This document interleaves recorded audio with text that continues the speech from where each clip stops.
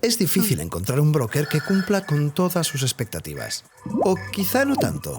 Active Trades, broker online desde 2001. Que nos marca esta mañana lo que les comentaba antes. Esta inflación y negociación salarial en la eurozona. No pone que es un gráfico del Confidencial, pero yo entiendo que es un gráfico del Confidencial por quien me lo mandó ayer. Entonces entiendo que es un gráfico del Confidencial, con datos del Banco Central Europeo y de Eurostat.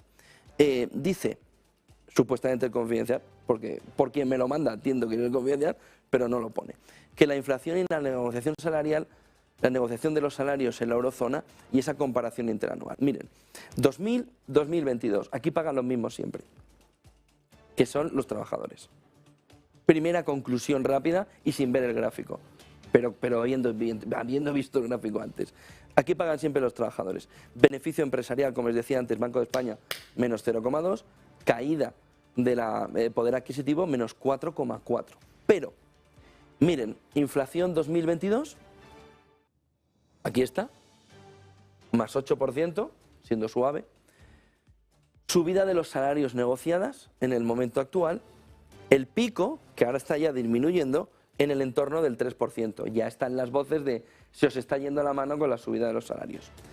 Fíjense el gap, incluso con la subida media negociada, es decir, que hay mucha gente por debajo que se le está subiendo el sueldo en el entorno del 1% de cara a 2023, en el que todo este gap es pérdida de poder adquisitivo.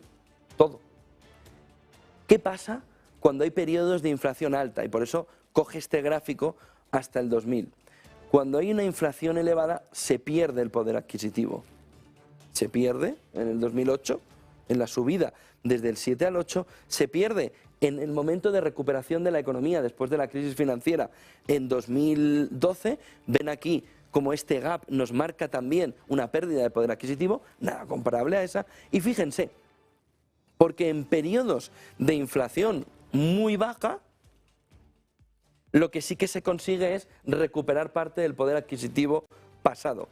Inflación muy baja, pero mantenimiento más o menos de la subida salarial negociada en el entorno del 1,5-2%, que es más o menos la media de la subida salarial en España pactada entre sindicatos y patronal. De tal manera que este gráfico lo que nos dice es tiempos de inflación elevada, pérdida de poder adquisitivo por las subidas salariales que no están ni en el tercio de la subida de la inflación. Aquí aún estaba un poco más controlado y solo se empieza a recuperar ese poder adquisitivo con una inflación muy baja. Una de las conclusiones es que si vamos a un periodo de inflación bastante largo, alta, ¿cuál puede ser la pérdida de poder adquisitivo general de los salarios a largo plazo? No en el impacto de ahora, que es evidente, sino en un periodo largo de inflación elevada. ¿Qué podemos decir que es inflación elevada? 5%, 4%, 3%, aquí ya tenemos ejemplos. En el entorno del 3%, entre el 3 y el 4%, los trabajadores siguen perdiendo poder adquisitivo. Aquí se ve muy claro en 2008. En el entorno del 2%, entre el 2 y el 2,5, los trabajadores empiezan a ganar poder adquisitivo. Es decir, si la inflación se quedara entre el 2 y el 2,5, cosa que ahora mismo parece complicada, los trabajadores empezarían a recuperar poder adquisitivo frente a la inflación. Si la inflación, el Banco Central Europeo no consigue tirarla abajo, más abajo del 3%, los trabajadores tienen un periodo, según los gráficos, a medio plazo de pérdida de poder adquisitivo continua. Y eso sí es un problema a nivel país. Se puede ganar productividad en ese entorno, pero a costa de lo de siempre. Lo cual va a tensionar la relación sindicatos y patronal y va a tensionar muchas más cosas. No solo a nivel interno empresas, sino a nivel calle.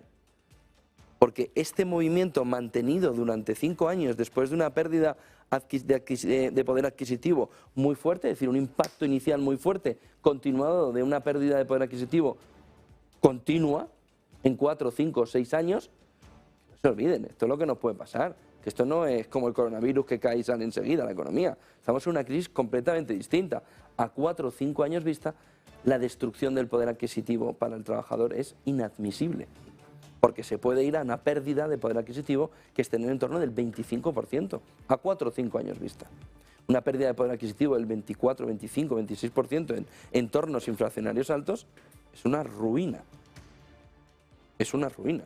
Añádenle subida de tipos por la hipoteca, añádenle que no se termina de controlar el tema energético, etcétera, etcétera, gastos. La situación es muy complicada, pero hay una parte todavía más negativa, y es que si los salarios suben a este nivel, que es donde sería más o menos lo deseable, esta inflación se dispara más. De tal manera que no hay alternativa. Se puede elegir un camino de inflaciones muy altas, no lo va a permitir el Banco Central Europeo, o se puede elegir un camino de pérdida de poder adquisitivo para recuperarla posteriormente.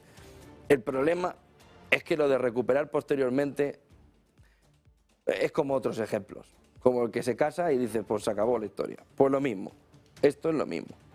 Oiga, que yo se lo devolveré, no se preocupe, que claro que me preocupo.